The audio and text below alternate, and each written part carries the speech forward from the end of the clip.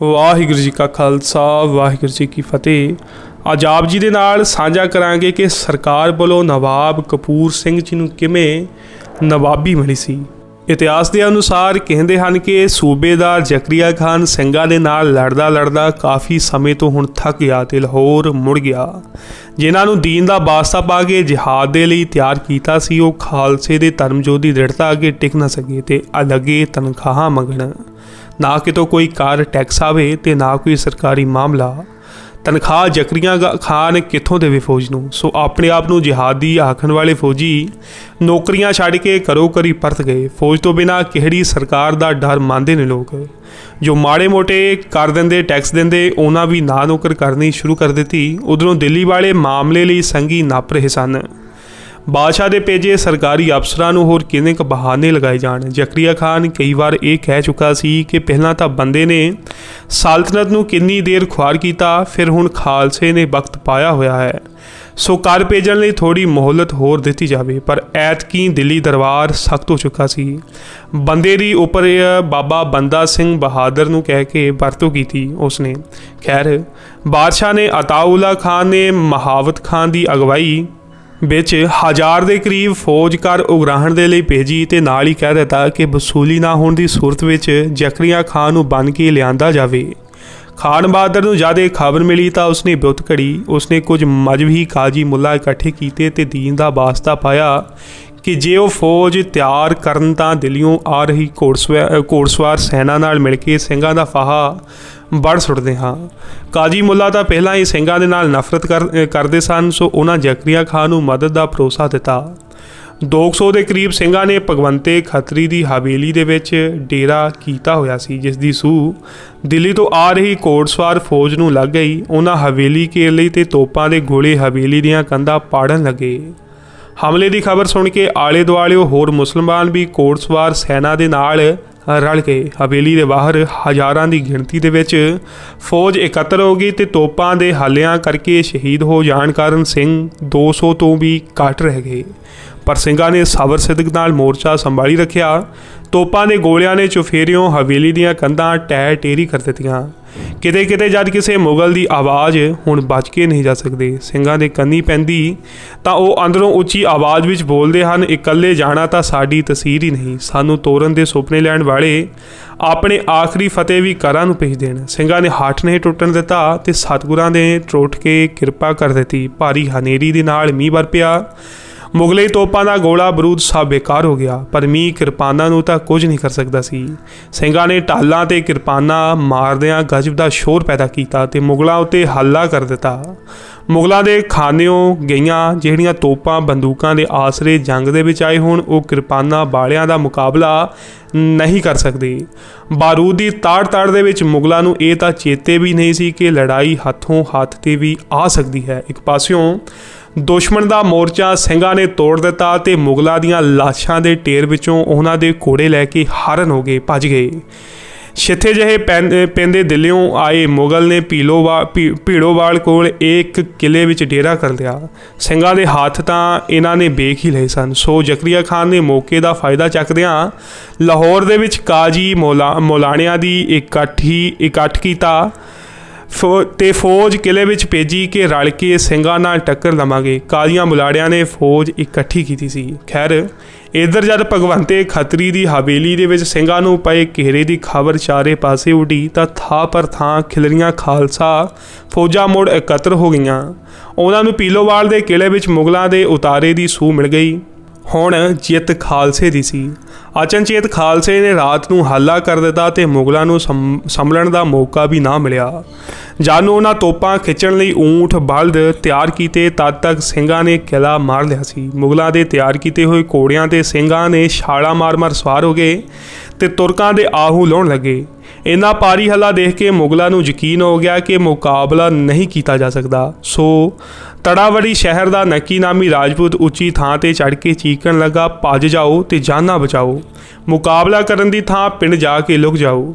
ਦਿੱਲੀਓਂ ਕਰ ਉਗਰਾਹਣ ਟੈਕਸ ਉਗਰਾਹਣ ਆਏ ਮੁਗਲਾਂ ਨੇ ਸਭ ਮੋਹਰਲੀ ਕਤਾਰ ਵਾਲੇ ਯੋਧੇ ਮਾਰੇ ਗਏ। ਉਹਨਾਂ ਦੇ ਸਿਪਾਹੀਆਂ ਵਿੱਚੋਂ ਵੀ ਉਹੀ ਬਚੇ ਜੋ ਭੱਜ ਕੇ ਪਿੰਡ ਵਿੱਚ ਚਲੇ ਗਏ, ਤੇ ਜਾਂ ਫਿਰ ਉਹ ਜੋ ਲਾਹੌਰੋਂ ਆਏ ਸਨ ਤੇ ਇਸ ਗੱਲੋਂ ਵਾਕਿਫ ਸਨ ਕਿ ਸਿੰਘਾਂ ਦੇ ਹਮਲੇ ਵਿੱਚ ਕਿਵੇਂ ਭੱਜ ਕੇ ਜਾਨ ਬਚਾਉਣੀ ਹੈ। ਪੀਲੋਵਾਲ ਦਾ ਮੈਦਾਨ ਸਿੰਘਾਂ ਹੱਥ ਰਿਹਾ। ਜ਼ਕਰੀਆ ਖਾਨ ਦੀ ਚਾਲ ਵੀ ਕੁਝ ਕਾਮਯਾਬ ਰਹੀ। ਹਾਂ, ਉਸ ਨੂੰ ਲਾਹੌਰ ਦੇ ਆਪਣੇ ਆਦਮੀਆਂ ਦੇ ਮਾਰੇ ਜਾਣ ਦਾ ਗਮ ਤਾਂ ਸੀ, ਪਰ ਇਸ ਨਾਲੋਂ ਵੀ ਇਹ ਖੁਸ਼ੀ ਕਿਤੇ ਵੱਧ ਸੀ ਕਿ ਮਾਮਲਾ ਉਗਰਾਉਣ ਆਈ ਦਿੱਲੀੋਂ ਫੌਜ ਨੂੰ ਖਾਲਸੇ ਨੇ ਧੂਲ ਮਿੱਟੀ ਦੇ ਵਿੱਚ ਮਿਲਾ ਦਿੱਤਾ। ਉਹ ਚਾਹੁੰਦਾ ਵੀ ਇਹੋ ਸੀ, ਮਾਮਲਾ ਜ਼ਕਰੀਆ ਖਾਨ ਤੋਂ ਦੇ ਨਹੀਂ ਹੋਣਾ ਸੀ ਤੇ ਇਸ ਫੌਜ ਨੇ ਉਸ ਨੂੰ ਨੂੜ ਕੇ ਦਿੱਲੀ ਲਿਜਾ ਸੁੱਟਣਾ ਸੀ। ਹੁਣ ਉਹ ਦਿੱਲੀ ਦਰਬਾਰ ਅੱਗੇ ਸੱਚਾ ਹੋ ਸਕਦਾ ਸੀ। ਦਿੱਲੀ ਦੀ ਭੇਜੀ ਫੌਜ ਦੀ ਮਦਦ ਕਰਕੇ ਵੀ ਜ਼ਕਰੀਆ ਖਾਨ ਨੇ ਭਰੋਸਾ ਜਿੱਤ ਲਿਆ ਸੀ। ਹੁਣ ਉਹ ਕਹਿ ਸਕਦਾ ਸੀ ਕਿ ਤੁਸੀਂ ਆਪਣੀ ਭੇਜੀ ਟੁਕੜੀ ਦੀ ਹੋਈ ਹਾਲਤ ਤੋਂ ਹੀ ਅੰਦਾਜ਼ਾ ਲਾ ਲਓ ਕਿ ਮੇਰਾ ਬਾਗ ਕਿਹਨਾਂ ਦੇ ਨਾਲ ਪਿਆ ਹੋਇਆ ਹੈ। ਤੁਹਾਡੀ ਤਾਂ ਇਹ ਝੜਪ ਕਦੇ ਕਦਾਈ ਹੋਣੀ ਹੈ। ਮੈਂ ਤਾਂ ਨਿਤ ਨਵੇਂ ਸੂਰਜ ਐਸੇ ਹਮਲੇ ਸਹਾਰਦਾ ਹਾਂ। ਫਿਰ ਜ਼ਕਰੀਆ ਨੇ ਉਸ ਸਮੇਂ ਇੱਕ ਚਿੱਠੀ ਬਾਦਸ਼ਾਹ ਦੇ ਵੱਲ ਘੱਲੀ। ਤੁਹਾਨੂੰ ਜਾਪਦਾ ਸੀ ਕਿ ਤੁਸੀਂ ਬੰਦੇ ਨੂੰ ਮਾਰ ਲਿਆ ਹੈ। ਬਾਬਾ ਬੰਦਾ ਸਿੰਘ ਬਹਾਦਰ ਦੀ ਗੱਲ ਹੋ ਰਹੀ ਹੈ ਤਾਂ ਖਾਲਸਾ ਖਤਮ ਹੋ ਗਿਆ ਹੈ? ਨਹੀਂ, ਇਹਨਾਂ ਦੀ ਗਿਣਤੀ ਸਗੋਂ ਅੱਗੇ ਨਾਲੋਂ ਚੌਗਣੀ ਹੋ ਗਈ ਆ। ਅਸੀਂ ਕਿੱਥੋਂ ਮਾਮਲਾ ਦਈਏ, ਕਿੱਧਰ ਨੂੰ ਜਾਈਏ? ਮੁਲਕ ਤਾਂ ਸਾਰਾ ਸਿੰਘਾਂ ਨੇ ਲੁੱਟ ਲਿਆ ਏ। ਸਾਡੀਆਂ ਤਾਂ ਫੌਜਾਂ ਵੀ ਤਨਖਾਹ ਨਾ ਮਿਲਣ ਕਾਰਨ ਛੱਡ ਕੇ ਘਰਾਂ ਨੂੰ ਪਰਤ ਗਈਆਂ ਹਨ। ਤੁਸੀਂ ਆਪਣੀ ਟੁਕੜੀ ਵਿੱਚੋਂ ਬੱਚਿਆਂ ਨੂੰ ਹੀ ਪੁੱਛ ਲਓ, ਬੱਚਿਆਂ ਨੂੰ ਹੀ, ਵਾਹਿਗੁਰੂ, ਜਿਹੜੇ ਬੱਚੇ ਸਨ ਉਹਨਾਂ ਨੂੰ ਹੀ ਪੁੱਛ ਲਓ ਕਿ ਉਹਨਾਂ ਨੂੰ ਪੁੱਛ ਕੇ ਵੇਖੋ ਕਿ ਕੀ ਹਾਲਤ ਕਰਦੇ ਹਨ ਸਿੰਘ। ਇਹ ਦੁਸ਼ਮਣ ਨਹੀਂ, ਕਿਆਮਤ ਨੇ। ਮੁਕਾਬਲਾ ਕਰ ਕਰ ਅਸੀਂ ਹਾਰ ਗਏ ਹਾਂ। ਸਾਨੂੰ ਇਹਨਾਂ ਵੱਲ ਮਿੱਤਰਤਾ ਦਾ ਹੱਥ ਵਧਾ ਕੇ ਦੇਖਣਾ ਚਾਹੀਦਾ ਏ। ਕਿਉਂ ਨਾ ਅਸੀਂ ਇਹਨਾਂ ਨਾਲ ਸੰਧੀ ਕਰਕੇ ਦੇਖੀਏ। ਮੇਰੇ ਕੁਝ ਭਰੋਸੇਯੋਗ ਇਸ ਵਿੱਚ ਸਾਡੀ ਮਦਦ ਕਰ ਸਕਦੇ ਹਨ। ਜੇ ਦੁਸ਼ਮਣ ਗੁੜ ਦਿੱਤਿਆਂ ਮਰਦਾ ਹੋਵੇ ਤਾਂ ਜ਼ਹਿਰ ਅਜਾਈ ਖਰਾਬ ਨਹੀਂ ਕਰੀਦਾ। ਇੱਕ ਵਾਰ ਇਹਨਾਂ ਦਾ ਭਰੋਸਾ ਜਿੱਤ ਕੇ ਦੇਖਦੇ ਹਾਂ, ਫਿਰ ਕਦੇ ਦਾ ਲੱਗ ਗਿਆ ਤਾਂ ਮਾਰ ਵੀ ਲਵਾਂਗੇ। ਜ਼ਕਰੀਆ ਖਾਨ ਨੇ ਆਪਣੇ ਇੱਕ ਵਕੀਲ ਨੂੰ ਬੁਲਾਵਾ ਭੇਜਿਆ। ਇਹ ਵਕੀਲ ਜੰਬਰ ਪਿੰਡ ਦਾ ਸੀ। ਨਾਮ ਸੀ ਸੁਵੇਗ ਸਿੰਘ। ਭਲਾ ਹੀ ਕੀਤਾ ਹੈ ਸਿੰਘਾਂ ਨੇ ਜੋ ਦਿੱਲੀੋਂ ਮਾਮਲਾ ਉਗਰਾਉਣ ਆਈ ਫੌਜ ਨੂੰ ਪਾਜ ਦਿੱਤੀ ਹੈ। ਮੇਰੇ ਤਾਂ ਸਿਰ ਦੀ ਜੂੰ ਸੀ ਉਹ ਫੌਜ। ਮਾਮਲਾ ਦੇਣ ਨੂੰ ਹੈ ਨਹੀਂ ਸੀ ਤੇ ਲਏ ਬਿਨਾਂ ਉਹਨਾਂ ਨੇ ਜਾਣਾ ਨਹੀਂ ਸੀ। ਸੋ ਮੇਰੇ ਸਿਰ ਖਾਲਸਾ ਪੰਥ ਦਾ ਅਹਿਸਾਨ ਹੈ। ਅਸੀਂ ਉਹਨਾਂ ਨਾਲ ਸੁਲਾਹ ਕਰਨੀ ਚਾਹੁੰਦੇ ਹਾਂ। ਜੇ ਉਹ ਹਾਂ ਕਰਨ ਤਾਂ ਹਕੂਮਤ ਉਹਨਾਂ ਨੂੰ ਨਵਾਬੀ ਦੇ ਸਕਦੀ ਹੈ। ਜ਼ਕਰੀਆ ਨੇ ਸੁਵੇਗ ਸਿੰਘ ਨੂੰ ਕਿਹਾ। ਖਾਨ ਬਹਾਦਰ ਨੂੰ ਸਿੰਘਾਂ ਨਾਲ ਸੰਧੀ ਦੀ ਗੱਲ ਆਪਣੇ ਹੱਕ ਦੇ ਵਿੱਚ ਲੱਗ ਰਹੀ ਸੀ। ਉਹ ਚਾਹੁੰਦਾ ਸੀ ਕਿਉਂਕਿ ਸੁਵੇਗ ਸਿੰਘ ਦਾ ਪੰਥ ਵੀ ਸਤਿਕਾਰ ਕਰਦਾ ਸੀ, ਸੋ ਵਿਚੋਲਗੀ ਦਾ ਕੰਮ ਕਰ ਸਕੇਗਾ।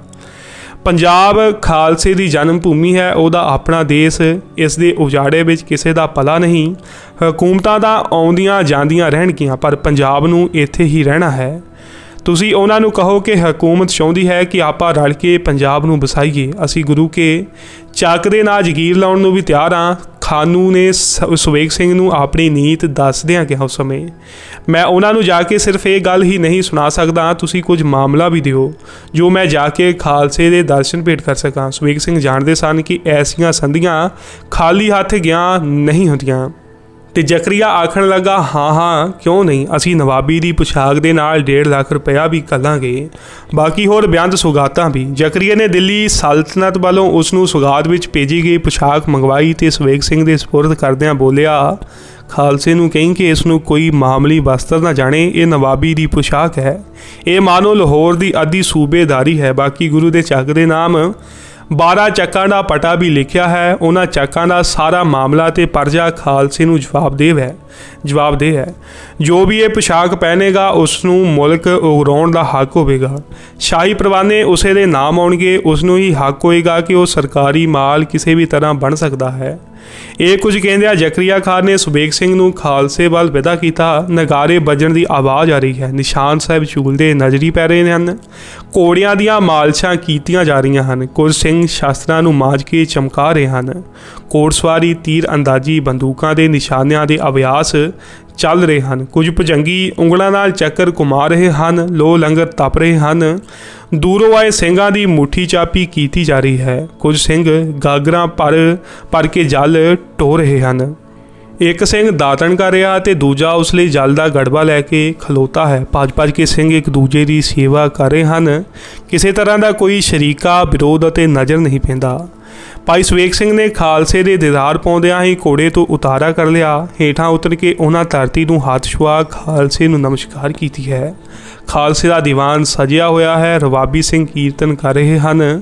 ਸਵੇਗ ਸਿੰਘ ਦੀਵਾਨ ਪਿੱਛੇ ਖਲੋ ਗਏ ਹਨ। ਇਹ ਸਿੰਘਾਂ ਦੀ ਮਰਿਆਦਾ ਹੈ। ਜਦ ਦਲ ਪੰਥ ਵਿੱਚ ਕੋਈ ਵੀ ਸਿੰਘ ਕਰ ਜਾਵੇ ਜਾਂ ਕਿਤੇ ਹੋਰ ਬਾਹਰ ਹੋ ਕੇ ਆਵੇ ਤੇ ਜਾਂ ਫਿਰ ਸਰਕਾਰੀ ਨੌਕਰ ਹੋ ਜਾਵੇ ਤਾਂ ਪਹਿਲਾਂ ਆ ਕੇ ਪਿੱਛੇ ਖਲੋ ਜਾਂਦਾ ਹੈ। ਫਿਰ ਸਿੰਘ ਅਰਦਾਸ ਕਰਕੇ ਤਨਖਾਹ ਲਾਉਂਦੇ ਹਨ। ਸਵੇਗ ਸਿੰਘ ਨੇ ਦੋਹੇ ਹੱਥ ਜੋੜ ਕੇ ਫਤਿਹ ਬੁਲਾਈ ਤੇ ਗਲ ਦੇ ਵਿੱਚ ਪੱਲਾ ਪਾ ਕੇ ਬੋਲੇ, ਖਾਲਸਾ ਬਖਸ਼ਿਸ਼ਾਂ ਕਰਨ ਵਾਲਾ ਹੈ। ਸਤਿਗੁਰੂ ਗੁਰੂ ਪੰਥ ਵਿੱਚ ਆਪ ਵਰਤਦੇ ਹਨ। ਅਸੀਂ ਦੁਨਿਆਵੀ ਗ੍ਰਸਤੀ ਜੀਵ, ਜੇ ਖਾਲਸਾ ਸਾਡੇ ਦੇ ਤਰੁੱਠੇ ਅਤੇ ਰਹਿਮਤਾਂ ਦੇ ਘਰ ਆਵੇ ਤਾਂ ਸਾਨੂੰ ਵੀ ਸ਼ਰਨ ਆਇਆਂ ਨੂੰ ਬਖਸ਼ ਕੇ ਕੰਠ ਲਾਵੇ। ਇਹ ਕਹਿੰਦਿਆਂ ਭਾਈ ਸਵੇਗ ਸਿੰਘ ਨੇ ਧਰਤੀ ਨੂੰ ਹੱਥ ਛੁਆ ਕੇ ਮੁੜ ਮੱਥੇ ਨੂੰ ਲਾਇਆ। ਖਾਲਸੇ ਨੇ ਅਰਦਾਸ ਕੀਤੀ। ਭਾਈ ਸਵੇਗ ਸਿੰਘ ਨੂੰ 5 ਦਾਤੜਾਂ ਦੀ ਤਨਖਾਹ ਲਾਈ ਗਈ ਤੇ ਬਖਸ਼ ਦਿੱਤਾ ਗਿਆ। ਬੜੇ ਆਦਰ ਦੇ ਨਾਲ ਸਵਾਗਤ ਕੀਤਾ ਗਿਆ ਤੇ ਮੁਹਰਲੀਆਂ ਸਫਾਂ ਦੇ ਵਿੱਚ ਬਿਠਾਇਆ ਗਿਆ। ਜਲ ਪਾਣੀ ਦੀ ਸੇਵਾ ਮਗਰੋਂ ਸਿੰਘਾਂ ਨੇ ਭਾਈ ਸਵੇਗ ਸਿੰਘ ਨੂੰ ਆਉਣ ਦਾ ਸਬੱਬ ਪੁੱਛਿਆ। ਖਾਲਸਾ ਜਾਣਦਾ ਸੀ ਕਿ ਭਾਈ ਸਵੇਗ ਸਿੰਘ ਜੀ ਸਰਕਾਰੀ ਦਰਬਾਰੇ ਸੋਹਣੀ ਪੁੱਛਗਿੱਛ ਹੈ, ਸੋ ਜ਼ਰੂਰ ਕੋਈ ਵਿਸ਼ੇਸ਼ ਖਬਰ ਲੈ ਕੇ ਆਏ ਹੋਣਗੇ। ਭਾਈ ਸਵੇਗ ਸਿੰਘ ਨੇ ਸਾਰੀ ਗੱਲ ਵਿਸਥਾਰ ਦੇ ਨਾਲ ਦੱਸੀ ਤੇ ਨਵਾਬੀ ਖਾਲਸੇ ਦੇ ਚਰਨਾਂ ਦੇ ਵਿੱਚ ਭੇਟ ਕੀਤੀ।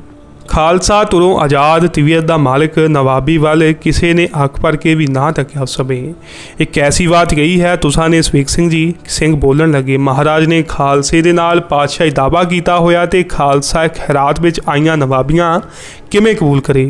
ਨਾਲੇ ਤੁਰਕ ਅੱਗ ਹਨ ਤੇ ਖਾਲਸਾ ਬਰੂਦ ਹੈ। ਸਾਡੇ ਮੇਲ ਕਦ ਸੰਭਵ ਨੇ।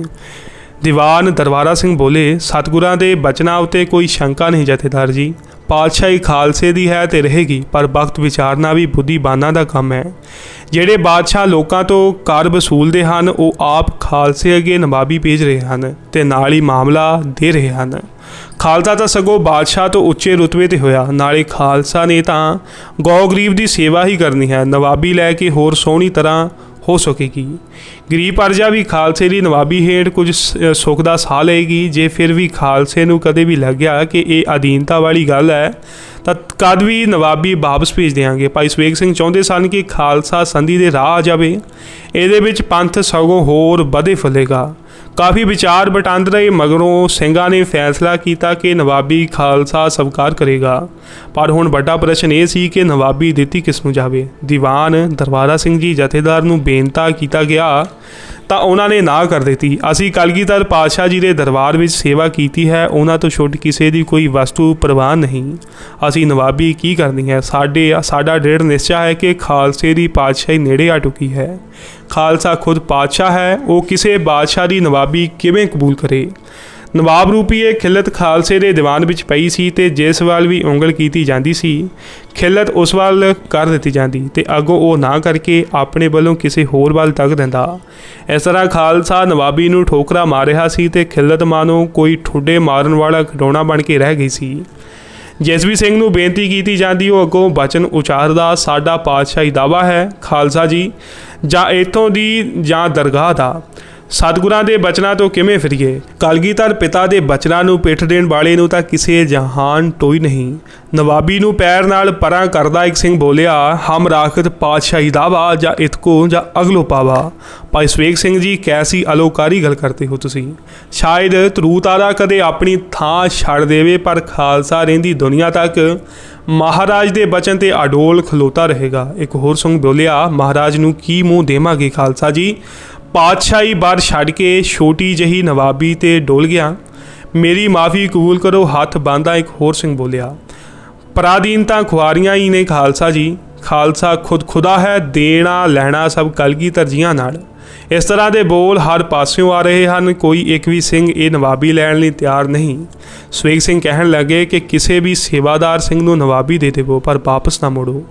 ਕੋਈ ਟਹਿਲੂਆ, ਕੋਈ ਲੰਗਰਾਂ ਵਿੱਚ ਸੇਵਾ ਕਰਨ ਵਾਲਾ, ਕੋਈ ਘੋੜਿਆਂ ਦੀ ਲਿੱਦ ਚੁੱਕਣ ਵਾਲਾ, ਕੋਈ ਲੱਕੜਾਂ ਪਾਣੀ ਢੋਣ ਵਾਲਾ, ਭਾਵੇਂ ਕੋਈ ਵੀ ਸੇਵਾ ਭਾਵ ਵਾਲਾ ਸਿੰਘ ਹੋਵੇ, ਨਵਾਬੀ ਉਸ ਨੂੰ ਭੇਟ ਕਰੋ। ਅਕਾਲ ਬੁੰਗੇ ਤੇ ਸਜੇ ਦੀਵਾਨ ਵਿੱਚ ਇਹ ਚਰਚਾ ਹੋ ਰਹੀ ਸੀ। ਹੇਠਾਂ ਸੰਗਤ ਜੁੜ ਕੇ ਬੈਠੀ ਫੈਸਲੇ ਦੀ ਉਡੀਕ कह रही सी। एक नौजवान ਸਿੰਘ ਸਾਗਰ ਨੂੰ ਪੱਖਾ ਚੱਲਣ ਲਈ ਸੇਵਾ ਕਰ ਰਿਹਾ ਸੀ। ਉਮਰ ਕੋਈ ਆਹੀ 25 ਸਾਲ ਦੇ ਨੇੜੇ। ਭੱਜ ਕੇ ਸਭ ਨੂੰ ਪੱਖਾ ਚੱਲ ਰਿਹਾ ਸੀ। ਕੁਝ ਚਿਰ ਪਹਿਲਾਂ ਹੀ ਸੁਵੇਗ ਸਿੰਘ ਨੇ ਇਸ ਨੂੰ ਘੋੜਿਆਂ ਦੀ ਲਿੱਦ ਚੁੱਕਦੇ ਦੇਖਿਆ ਸੀ। ਉਸ ਤੋਂ ਕੁਝ ਚਿਰ ਮਗਰੋਂ ਜਲ ਦੀ ਸੇਵਾ ਕਰ ਰਿਹਾ ਸੀ। ਉਸ ਦੇ ਚਿਹਰੇ 'ਤੇ ਫੱਟ ਦਾ ਇੱਕ ਸੱਜਰਾ ਨਿਸ਼ਾਨ ਇੰਜ ਸ਼ੋਭ ਰਿਹਾ ਸੀ ਜਿਵੇਂ ਬੱਦਲਾਂ ਵਿੱਚੋਂ ਅੰਧਾ ਚੰਦ ਦਿਖਾਈ ਦੇ ਰਿਹਾ ਹੋਵੇ। ਹਜੇ ਕਾਲੀ ਤੁਰਕਾਂ ਦੇ ਨਾਲ ਹੋਈ ਝੜਪ ਦੇ ਵਿੱਚ ਇਹ ਸੋਹਣਾ ਨਿਸ਼ਾਨ ਮਿਲਿਆ ਸੀ। ਇੱਕ ਡੂੰਘੇ ਫੱਟ ਦਾ ਨਿਸ਼ਾਨ ਮੋਢੇ 'ਤੇ ਵੀ ਸੀ। ਬਚਪਨ ਵਿੱਚ ਵੀ ਇਸ ਨੌਜਵਾਨ ਦੀਆਂ ਖੇਡਾਂ ਜੰਗੀ ਕਰਤੱਬਾਂ ਬਾਹਲੀਆਂ ਹੀ ਸਨ। ਆਪਣੇ ਨਾਲ ਦੇ ਬੇਲੀਆਂ ਨੂੰ ਇਕੱਠੇ ਕਰ ਲੈਣਾ ਅਤੇ ਦੋ ਦਲਾਂ ਵਿੱਚ ਵੰਡ ਦੇਣਾ, ਇੱਕ ਦੁਸ਼ਮਣ ਦਾ ਦਲ ਅਤੇ ਦੂਜਾ ਸਿੰਘਾਂ ਦਾ। ਸਿੰਘਾਂ ਵਾਲੇ ਦਲ ਦੀ ਅਗਵਾਈ ਆਪ ਕਰਨੀ। ਕਿਸੇ ਐਸੇ ਹੀ ਜੰਗੀ ਖੇਡ ਦੇ ਚੱਲਦਿਆਂ ਦੂਜੇ ਨਾਲ ਦੇ ਇੱਕ ਜੋਸ਼ੀਲੇ ਗੱਭਰੂ ਨੇ ਕਿਰਪਾਨ ਦਾ ਪਰਮਾਵਾਰ ਕੀਤਾ ਜੋ ਇਹ ਸੰਗ ਦੀ ਢਾਲ ਤੋਂ ਟਿਲਕ ਕੇ ਮੋਢੇ ਨੂੰ ਚੀਰਕਿਆ। ਕਿੰਨਾ ਸਮਾਂ ਹੀ ਲੰਘ ਗਿਆ ਸੀ ਇਸ ਫੱਟ ਨੂੰ ਠੀਕ ਹੁੰਦਿਆਂ, ਪਰ ਫਿਰ ਵੀ ਇਸ ਦੀਆਂ ਖੇਡਾਂ ਤਾਂ ਨਹੀਂ ਬਦਲੀਆਂ। ਹੁਣ ਤਾਂ ਅੱਗੋਂ ਉਹ ਸਿਰਫ ਖੇਡਾਂ ਰਹੀਆਂ ਵੀ ਨਹੀਂ, ਹੁਣ ਤਾਂ ਉਹ ਸੱਚਮੁੱਚ ਹੀ ਜੰਗ ਦੇ ਵਿੱਚ ਆ ਗਈਆਂ। ਬਸ ਦੂਜੇ ਦਲਾਂ ਵਿੱਚ ਹੁਣ ਦੁਸ਼ਮਣ ਆਪਣੇ ਬੇਲੀ ਨਹੀਂ ਹੁੰਦੇ, ਉਹ ਉਹਨਾਂ ਖੇਡਾਂ ਵਿੱਚ ਕੀਤੇ ਗਏ ਅਭਿਆਸ ਹੀ ਹੁਣ ਜੰਗ ਦੇ ਮੈਦਾਨ ਵਿੱਚ ਕੰਮ ਆ ਰਹੇ ਸਨ। ਖੈਰ, ਬੁੰਗੇ ਤੋਂ ਚਰਚਾ ਕਰ ਰਹੇ ਸਿੰਘਾਂ ਦੀ ਨਿਗਾਹ ਇਸ ਸਿੰਘ 'ਤੇ ਪਈ। ਆਵਾਜ਼ ਮਾਰੀ ਗਈ, ਭਾਈ ਕਪੂਰ ਸਿੰਘ ਜੀ, ਬੁੰਗੇ 'ਤੇ ਦਰਸ਼ਨ ਬਖਸ਼ਿਓ। ਹੱਥ ਜੋੜ ਕੇ ਸਿੰਘ ਪੰਥ ਅੱਗੇ ਆ ਖਲੋਤਾ। ਨਵਾਬੀ ਦੀ ਪੇਸ਼ਕਸ਼ ਕੀਤੀ ਗਈ। ਕਪੂਰ ਸਿੰਘ ਬੋਲਿਆ, ਖਾਲਸਾ ਜੀ, ਪੰਥ ਦਾ ਹੁਕਮ ਸਿਰ ਮੱਥੇ। ਮੇਰਾ ਇੰਨਾ ਤਾਣ ਕਿੱਥੇ ਕਿ ਪੰਥ ਦੀ ਕਹੀ ਗੱਲ ਟਾਲ ਸਕਾਂ, ਪਰ ਪੰਥ ਦੇ ਬਾਲੀ ਨੇ ਖਾਲਸੇ ਨੂੰ ਹੰਨੇ ਪਾਤਸ਼ਾਹੀ ਦਾ ਵਰ ਦਿੱਤਾ ਹੈ। ਖਾਲਸਾ ਪਾਤਸ਼ਾਹ ਹੀ ਹੈ। ਮੈਂ ਘੋੜਿਆਂ ਦੀ ਲਿੱਦ ਚੱਕਦਾ ਹੋਇਆ ਵੀ ਕਿਸੇ ਬਾਦਸ਼ਾਹ ਤੋਂ ਘੱਟ ਨਹੀਂ, ਅਤੇ ਨਾ ਹੀ ਘੋੜਿਆਂ ਦੀ ਲਿੱਦ ਚੁੱਕਣੀ ਮੈਨੂੰ ਕਿਸੇ ਬਾਦਸ਼ਾਹੀ ਤੋਂ ਨੀਵੀਂ ਜਾਪਦੀ ਹੈ। ਪੰਥ ਜੋ ਵੀ ਹੁਕਮ ਕਰੇਗਾ ਮੈਨੂੰ ਮਨਜ਼ੂਰ ਹੈ, ਪਰ ਮੇਰੇ ਤੋਂ ਮੇਰੀਆਂ ਪਹਿਲੀਆਂ ਸੇਵਾਵਾਂ ਨਾ ਲਈਆਂ ਜਾਣ, ਕਿਉਂਕਿ ਨਵਾਬੀ ਕਦੇ ਵੀ ਘੋੜਿਆਂ ਦੀ ਸੇਵਾ ਤੋਂ ਵੱਡੀ ਨਹੀਂ ਹੋ ਸਕਦੀ ਮੇਰੇ ਲਈ। ਪਰ ਇਹ ਅਕਾਲ ਬੁੰਗੇ ਦੇ ਵਿਹੜੇ ਵਿੱਚ ਕੋਈ ਸਿੰਘ ਬਾਣੀ ਪੜ੍ਹਿਆ ਸੀ। ਪਤਾ ਨਹੀਂ ਉਸ ਦੇ ਮਨ ਵਿੱਚ ਕੀ ਆਇਆ ਕਿ ਉਸਨੇ ਇੱਕ ਤੁਕ ਜ਼ੋਰ ਦੇ ਨਾਲ ਪੜ੍ਹੀ, ਟਹਿਲ ਮਹਿਲ ਤਾਂ ਕੋ ਮਿਲੇ ਜਾਂ ਕੋ ਸਾਧ ਕਿਰਪਾਲ। ਇਹ ਤੁਕ ਦੀਵਾਨ ਵਿੱਚ ਬੈਠੇ ਹਰ ਸਿੰਘ ਨੇ ਸੁਣੀ। ਜਥੇਦਾਰ ਨੇ ਮੁਸਕਰਾਉਂਦਿਆਂ ਕਪੂਰ ਸਿੰਘ ਨੂੰ ਕਿਹਾ, ਬਾਣੀ ਪੜ੍ਹਦੇ ਹੋਏ ਸਿੰਘਾਂ ਵਿੱਚੋਂ ਸਤਿਗੁਰੂ ਆਪ ਬੋਲਦੇ ਹਨ। ਹੁਣ ਕਿਸੇ ਵੀ ਤਰ੍ਹਾਂ ਦਾ ਸ਼ੰਕਾ ਕਰਨਾ ਸਾਡੇ ਲਈ ਵਾਜਬ ਨਹੀਂ। ਤੁਸੀਂ ਇਹ ਸੇਵਾ ਕਬੂਲ ਕਰੋ। ਸਤ ਵਚਨ ਖਾਲਸਾ ਜੀ। ਪੰਜਾਂ ਸਿੰਘਾਂ ਦੇ ਚਰਨਾਂ ਨੂੰ ਛੁਹਾ ਕੇ ਨਵਾਬੀ ਦੀ ਪੁਸ਼ਾਕ ਮੈਨੂੰ ਸੌਂਪੀ ਜਾਏ। ਹੱਥ ਜੋੜਦਿਆਂ ਅਤੇ ਸਿਰ ਝੁਕਾਉਂਦਿਆਂ ਕਪੂਰ ਸਿੰਘ ਜੀ ਬੋਲੇ। ਇਸੇ ਤਰ੍ਹਾਂ ਕੀਤਾ ਗਿਆ। ਇਹ ਖਾਲਸੇ ਪੰਥ ਦੇ ਰੋਜ਼ਮਰਾ ਦੇ ਜੀਵਨ ਦਾ ਵਰਤਾਰਾ ਸੀ। ਖਾਲਸਾ ਪੰਜਾਂ ਵਿੱਚ ਪਰਮੇਸ਼ਰ ਜਾਣਦਾ ਹੈ, ਸੋ ਕੋਈ ਵੀ ਕਾਰਜ ਉਹਨਾਂ ਦੀ ਆਗਿਆ ਦੇ ਥਾਪੜੇ ਨਾਲ ਹੀ ਕਰਦਾ ਹੈ। ਕਹਿੰਦੇ ਨੇ ਪੰਜਾਂ ਦੇ ਚਰਨ ਸਪਰਸ਼ ਵਿੱਚ ਐਸੀ ਤਾਕਤ ਹੈ ਕਿ ਸ਼ਹਿ ਨੂੰ ਸ਼ੇਰ ਕਰ ਦੇਵੇ ਅਤੇ ਰਾਈ ਨੂੰ ਦੇ ਦਾਣੇ ਨੂੰ ਪਹਾੜ।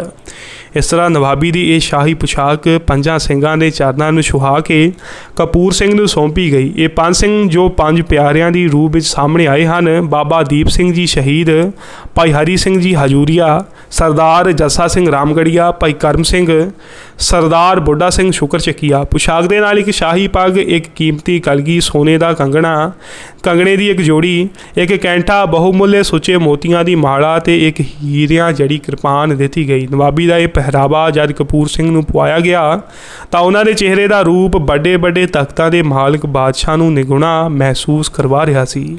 ਤੇ ਇਹੀ ਨੌਜਵਾਨ ਕਪੂਰ ਸਿੰਘ ਅੱਜ ਤੋਂ ਨਵਾਬ ਕਪੂਰ ਸਿੰਘ ਕਹਾਇਆ। ਸੋ ਇਸ ਤਰ੍ਹਾਂ ਨਵਾਬ ਕਪੂਰ ਸਿੰਘ ਜੀ ਨੂੰ ਨਵਾਬੀ ਮਿਲੀ ਸੀ। ਵਾਹਿਗੁਰੂ ਜੀ ਕਾ ਖਾਲਸਾ, ਵਾਹਿਗੁਰੂ ਜੀ ਕੀ ਫਤਿਹ।